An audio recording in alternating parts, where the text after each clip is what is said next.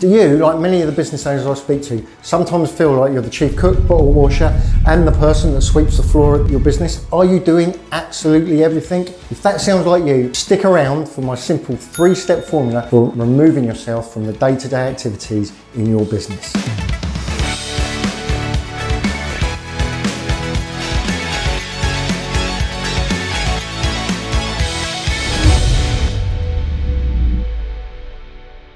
As business owners, we often feel like we'd have to do everything, and we find it really, really hard to extract ourselves from the day-to-day activities in our business to give us the time to focus on the things we want to do to grow it.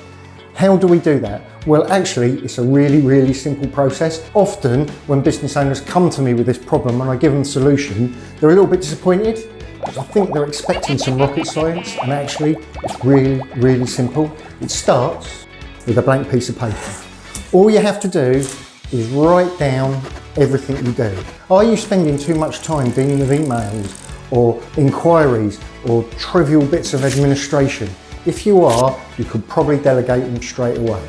Step 1, write the list. Step 2, identify the things you can get rid of now and identify the things you can get rid of in the future. Step 3 is write the how-to guide of how to do those things. And then if there is a step 4, it's really simple.